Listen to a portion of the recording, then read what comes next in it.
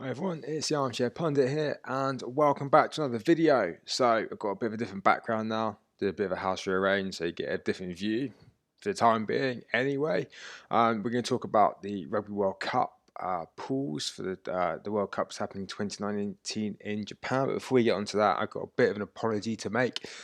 It's kind of a really proud time for me, but at the same time it sort of breaks my heart because I've played very little really about it. My son joined his first first team. I tried to encourage him to play rugby, but because his older cousin, plays AFL Aussie rules, he decided to play Aussie rules. So this is his first Aussie rules jumper for his new team.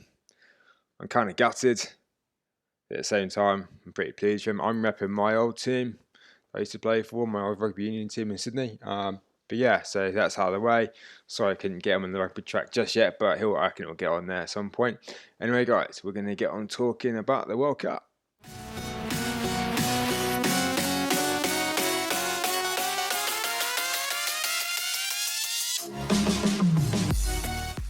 So the draw was made the other day for the Rugby World Cup. It's happening in Japan in 2019, so it's still going to be 2 years away, bearing in mind. But we've obviously got sort of the seeded teams, or the ranked teams that were drawn. We're going to have a look here at the pools. Obviously got Pool A, Ireland, Scotland and Japan. The Europe 1 team and the playoff winner. We'll get into that sort of detail in the qualifying later. Pool B, got New Zealand, South Africa, Italy. Africa 1, repechage winner. Pool C, England, France, Argentina, America's 1, Oceania 2, and Pool D, you got Australia, Wales, Georgia, Oceania 1, and America's 2. Talk a little bit about how we probably feel as though the teams that we know and how they feel about their pool. Who are they likely to meet in the next round, depending should they qualify from that pool? Obviously, let's look at Pool A. You've got Ireland, Scotland, Japan, European 1, playoff winner. Ireland obviously will be pretty pleased with this draw, as will Scotland. I think even though we all know sort of Scotland are improving and probably by 2019 they'll be in the right track, Ireland will be over the moon with this. Japan will also probably feel happy about this because actually, we know what they did in the last World Cup. They beat South Africa. They recently pushed Wales all the way in Cardiff. This is in Japan, so they got the home advantage every game that they play. They might not, let's say, look to target Ireland, but I think they'll look to target Scotland, certainly. And then, they've got 2 qualified teams in that pool too. Europe 1, playoff winner. I got my European 1 team is Romania, and my playoff winner is Tonga. The way that I've sort of gone through the qualifying stages, basically. So, Ireland will win this group, but second place, certainly, between Scotland and Japan. I think if Japan can continue that rise that they're on, I think they're going to surprise some teams here. All right, let's move on to Group B, or Pool B, however you want to say it. We've also got defending champs New Zealand, South Africa in their group, Italy, Africa 1, and repechage winner as well. There's only going to be 1 team represented from that group. Obviously, now we're all pretty confident that New Zealand are going to win that pool fairly easy. South Africa are not in a great place right now, but this is right now we're talking. Rugby World Cup is 2 years away, so we know how that can all change, and we don't know what sort of players are going to come out of the South African system, how their younger players might develop. We just don't know. Italy obviously are, I'm surprised they haven't had to qualify, to be honest. They've been that poor lately. So you're back New Zealand to win, South Africa to come second. They've got Africa 1, which I think will probably be Namibia. They generally are the team to come out of that kind of group. And the repechage winner, I actually didn't pick, but my guesses in that group are going to be Russia, Kenya, Hong Kong, and Uruguay. So it's probably going to, I reckon, either probably be Russia or Uruguay, maybe Kenya if they can sort of back their 7s results into 15s. I'm not sure. But yeah, New Zealand will top that group for me, and South Africa will come second. Okay, so we're going to now move on to what everyone is calling the pool of death and that kind of thing. There's always going to be one, and it's particularly on a fairly condensed 4 pool tournament such as this. You've got England, France, Argentina, America's 1, Oceania 2. Now we know for certain England, France, Argentina, they're going to be at each other. Eddie Jones has come out and said that England are going to need to start being bulletproof. It's going to be a tough competition for them. They haven't performed well in the last two tournaments. 2011, they were pretty poor, and then 2015 they were at home and they were poor. This thing that for me separates England in this World Cup coming compared to the last two is 2011 in New Zealand. Martin Johnson was the coach. It's the first team he'd ever coached, really. It was in New Zealand, tough place to go. The other one in England, I don't necessarily think that if you're playing in front of an expectant public and playing at home in a home tournament, that that's necessarily always going to help you. I think it'd be difficult for the home nation players to kind of get away from the stresses and strains of the tournament. They also had Stuart Lancaster, and although he was a good coach in his own right and he was good at developing players who are now flourishing, I don't think he was the right man to lead England. Now, Eddie Jones, he's been there and done it. He's around Australia, set up for a long time. Look what he did with Japan in England in 2015. I'm much more confident with Eddie Jones at the helm than I was the other two. Now, obviously, France, Argentina, England, I don't think will fear really either of those teams. They're very good teams. I don't think they'll fear them, though, to be honest.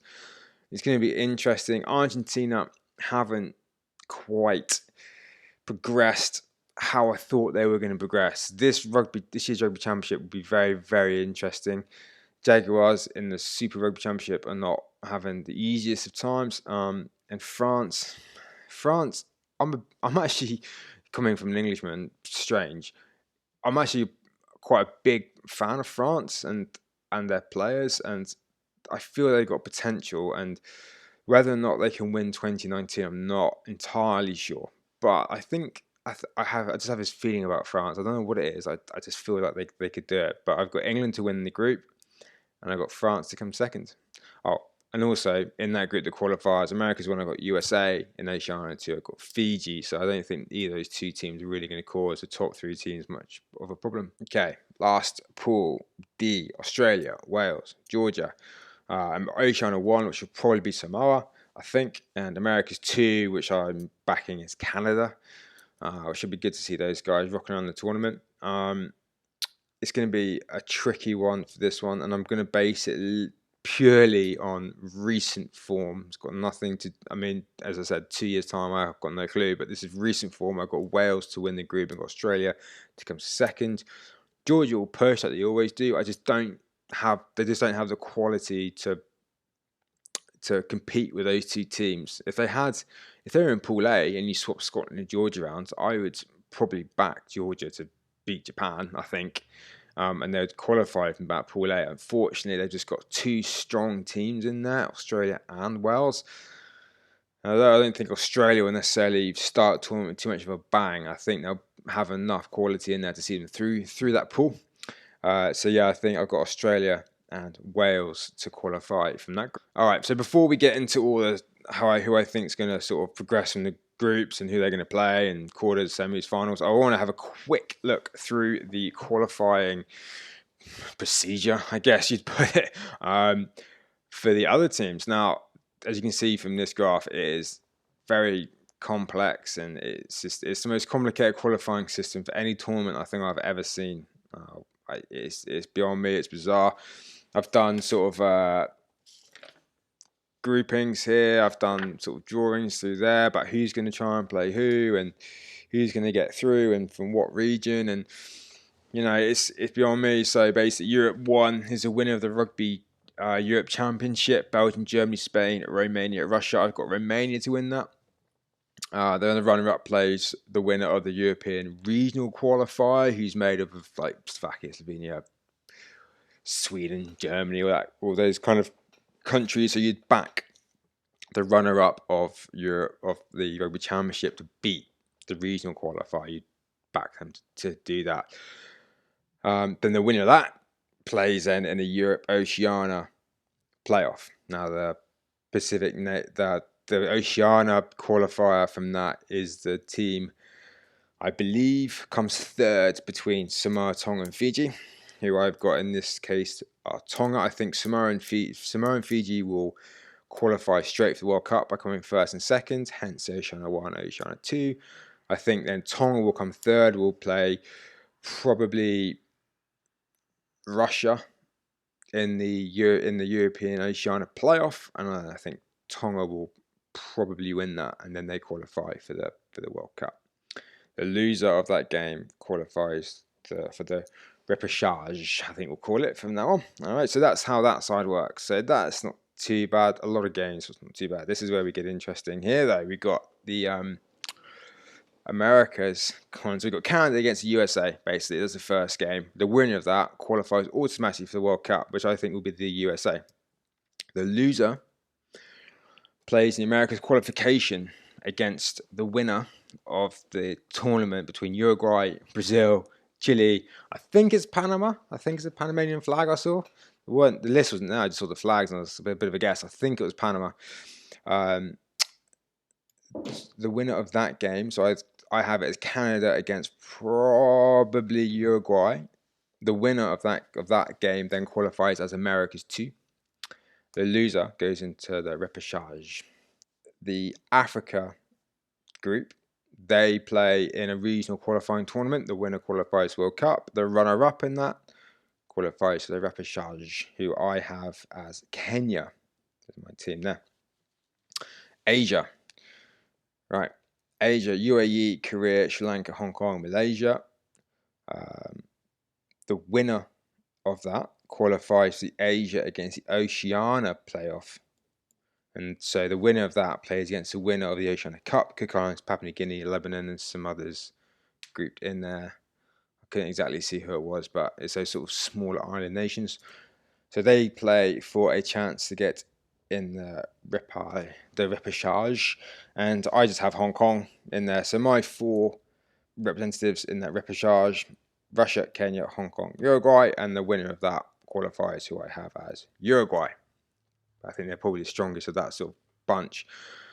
Unfortunately, that puts them in with New Zealand and South Africa. So good luck to them. Yeah, they'll be interesting. Now, let's move on to what I believe is going to be the knockout phase. So I've got a winner of Pool A, which is probably going to be Ireland, against a runner-up of Pool B, which is probably going to be South Africa. So I've got Ireland, South Africa in that first quarterfinal. The next quarterfinal, I've got the winner of Pool D, which is probably going to be Wales in current kind of form, against the runner-up of Pool C, where I've got France. So Wales against France in the quarterfinal. So we're just going to play that game. Ireland, South Africa, I've got Ireland to win that at the moment. Wales, France, I've got Wales to beat France. So that sets up an Ireland-Wales semi, which will be very interesting. On the other side of the draw, winner of Group B plays New Zealand, plays a runner-up of Group A, which is Scotland or Japan. I'm not entirely sure, but at the end of the day, I don't think it's going to matter once you play the All Blacks in the knockout stage like that. The other quarterfinal, last one, winner of C against runner-up of D. That's England against Australia. Let's play those games out. New Zealand will beat Scotland or Japan, whoever they're playing. So they're obviously then going to play in the semis against. I've got England to beat Australia, of course. I have England against New Zealand in the other semi. Okay, semi-final 1, Ireland against Wales. I've got Ireland to beat Wales. And then the other final, I've got New Zealand against England, which draws up an interesting dilemma. Because everyone, obviously, no one really wants to play in New Zealand, let's be honest. Who really wants to play in New Zealand in the Rugby World Cup? Not a lot of teams want to do that. We know they're going to win Pool B. So is it in England's interest to win Pool C? Because even if they become runner-up, the worst that's going to happen that they're going to play is Australia or Wales. So probably fairly even. So it doesn't really matter, because even if you lose, if you come runner-up in Pool C, you play Wales or Australia anyway. And then if you win that game, you've got a much easier semi-final in probably Ireland or South Africa, rather than playing New Zealand. So it might be in England's best interest just to maybe slip up in a single game and see if they can come second, perhaps. I don't know. We'll have to wait and see. All right, so that wraps up for this segment. Certainly, I'm going to try and get a bit of a rugby news video out in the next couple of days. I'm not exactly sure when it's going to be. But guys, let us know your thoughts. Let us know your comments. How do you think your team's going to go on? Do you agree with my qualifiers? Romania, Tonga, Namibia, Uruguay, USA, Fiji, Samoa, Canada. Do you want to see a bit more variety in the World Cup? Maybe a few more teams, a few more qualification avenues, maybe sticking another pool or 2 pools in there and have more of these sort of lower end teams being able to play more regularly? I'm not, share your thoughts, guys. Who do you think is going to win the World Cup? Who do you think is going to be the biggest disappointment? Don't say England. They've been crap in the last 2, I know, but I feel they're going to bring it this time. So guys, bring it on. Let me know, and I'll see you in the next one. Cheers.